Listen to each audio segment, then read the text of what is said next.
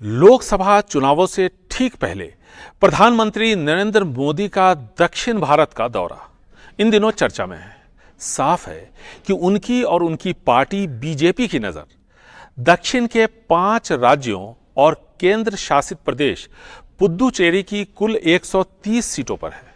इन 5 राज्यों में कर्नाटका और तेलंगाना में बीजेपी अच्छा प्रदर्शन करती आई है।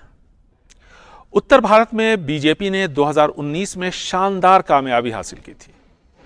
ज्यादातर सीटें मोदी मैजिक की वजह से बीजेपी की झोली में गए थे। यानी पार्टी के विस्तार की संभावना दक्षिण में है, जहां बीजेपी इसे तलाश रही है ताकि सीटें और वोट का प्रतिशत भी बढ़े। प्रधानमंत्री मोदी ने मिशन दक्षिण की शुरुआत पिछले साल ही कर दी थी। नए संसद भवन में न सिर्फ दक्षिण के चोला राजवंश के प्रतीक सेंगोल की स्थापना की गई, बल्कि पूजा के लिए दक्षिण भारत से पुजारियों को बुलाया गया था।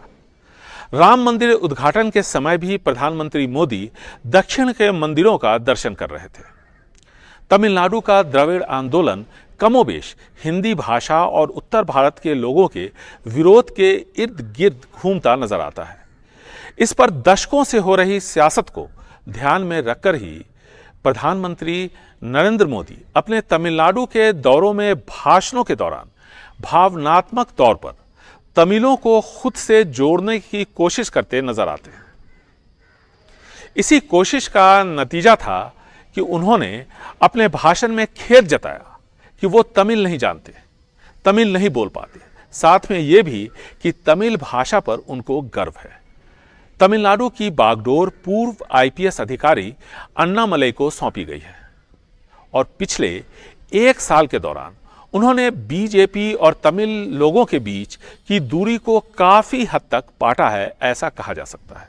2014 में बीजेपी के पोन राधाकृष्णन ने कन्याकुमारी सीट जीती थी। इस बार बीजेपी का प्री पोल अलायंस कई पार्टियों के साथ है, जैसे डॉक्टर रामदास की पीएमके, टीटीवी दिनाकरन की एएमएमके, जीके वासन की तमिल मंदिला कांग्रेस, एसी शनमुगम की पुदिये निधि कच्ची, जॉन पोन्नेन की टीएमएमके, डीएमके से एआईएडीएमके और फिर अपनी पार्टी बनाने वाले नाडार जाति के नेता शरद कुमार की पार्टी एसएमके जिसका बीजेपी में विलय हो गया है, और एआईएडीएमके के विद्रोही गुट के नेता ओ पनीर सेल्वम का बीजेपी को समर्थन। जयललिता के बाद एआईएडीएमके में फूट से बीजेपी को नुकसान हो रहा है। इस बार बीजेपी को जिन सीटों पर काफी उम्मीद है वो है कोयंबटूर, पुद्दुचेरी, तिरुनेलवेली, तेनकासी और कन्याकुमारी। 2019 में बीजेपी ने 40 में से एक भी सीट नहीं जीती थी, हालांकि वोट शेयर बढ़कर 13% हो गया था। इस बार बीजेपी को उम्मीद है कि वो और उसके सहयोगी कुछ सीटें जीत पाएंगे। इसी तरह आंध्र प्रदेश और तेलंगाना।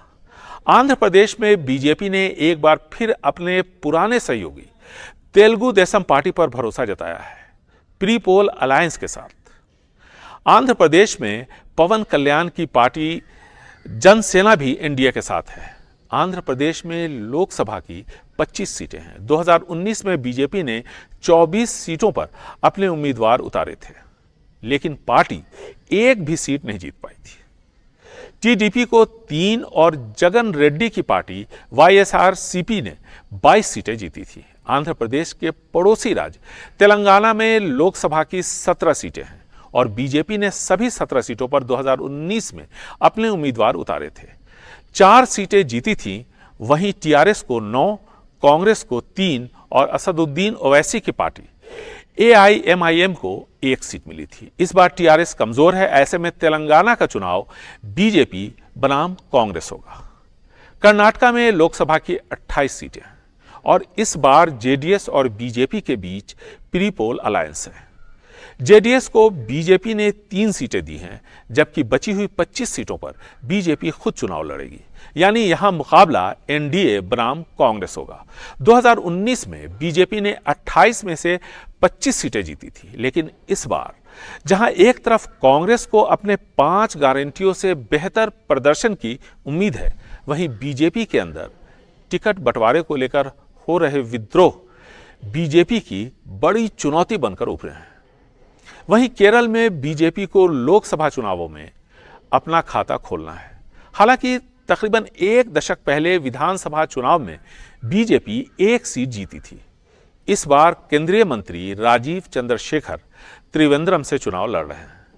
सुरेश गोपी त्रिशूर से और पतनमतिट्टा से अनिल एंथोनी बीजेपी उम्मीदवार हैं। अनिल एंथोनी वरिष्ठ कांग्रेस नेता ए.के. एंटनी के बेटे हैं। केरल में लोकसभा की कुल 20 सीटें हैं। बीजेपी को एक स्थानीय दल बीडीजेएस के साथ प्री-पोल अलायंस है। कुल मिलाकर बीजेपी की नजर दक्षिण की 130 सीटों पर है। बीजेपी को कर्नाटक, आंध्र प्रदेश और तेलंगाना में बेहतर प्रदर्शन की उम्मीद है। बेंगलुरु से कैमरामैन कुमार के साथ निहाल खिदवई, एनडीटीवी इंडिया।